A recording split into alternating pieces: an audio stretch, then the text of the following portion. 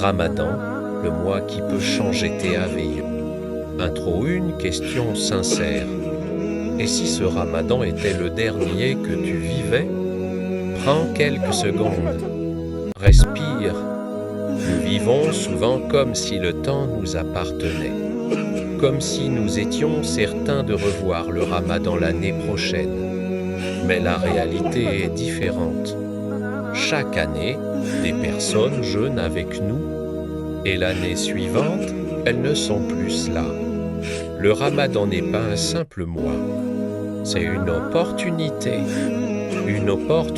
de revenir, de se purifier, de recommencer, comprendre la vraie nature du Ramadan. Le Ramadan est le mois durant lequel le Coran a été révélé. Ce n'est pas un hasard, c'est un mois de guidance, un mois de lumière, un mois où les cœurs sont plus sensibles. Mais beaucoup réduisent le Ramadan à la fin. Ils parlent de fatigue, de sommeil perturbé, de nourriture, alors que le Ramadan est une école de discipline, une école de patience, une école de maîtrise de soi. La fin est un moyen, la transformation est le but. 2. Le jeûne du corps et du cœur.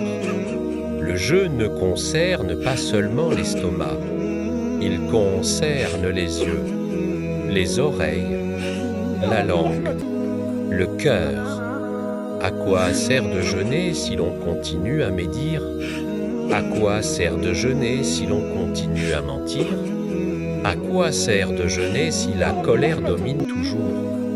Le vrai jeûne commence quand personne ne nous regarde, quand nous pourrions céder, mais que nous choisissons la sincérité. Le Ramadan est un entraînement à dire non à ses désirs, non à ses impulsions, non à son ego. 3. L'intention, le secret invisible. Tout commence par une intention. Pourquoi je jeûne? Si c'est pour Allah, alors chaque seconde compte. Si c'est par habitude, alors le mois passera sans profondeur. Avant que Ramadan commence, écris tes objectifs.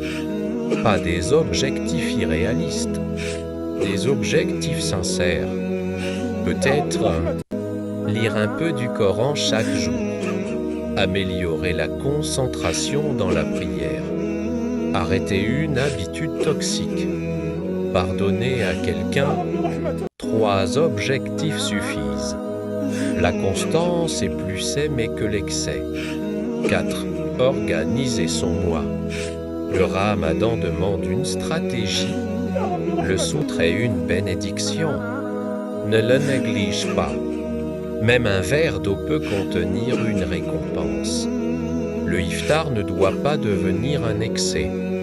Beaucoup mangent plus en Ramadan qu'en temps normal. Et ensuite, ils se plaignent de fatigue. Le Ramadan n'est pas un mois de consommation. C'est un mois de modération. Protège ton énergie. Dors suffisamment. Réduis le temps sur les réseaux sociaux. Planifie tes moments d'adoration. La discipline apporte la sérénité. 5. Les 10 dernières nuits, un trésor caché. Les 10 dernières nuits sont les plus précieuses. C'est durant ces nuits que se trouve la nuit de Léla acide linoléique cadre. Une nuit meilleure que 1000 mois.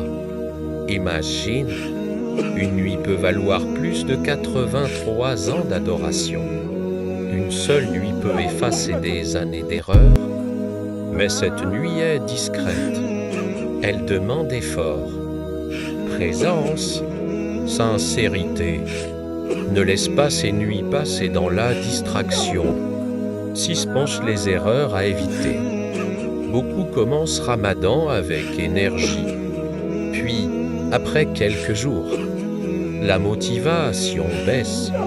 C'est normal, mais le secret n'est pas l'intensité, c'est la régularité. Autres erreurs, transformer Ramadan en compétition sociale. Publier plus qu'agir. Comparer son adoration à celle des autres. Le Ramadan est un dialogue entre toi et Allah. C'est le Ramadan du cœur. Pendant ce mois, travaille sur la patience, la gratitude, le pardon, l'humilité. Demande-toi, est-ce que je suis plus doux qu'avant, plus calme, plus conscient de mes paroles? Si oui, alors le Ramadan agit en toi. 8. Après Ramadan, le vrai test. Le vrai test commence après, quand les habitudes reviennent, quand la discipline diminue.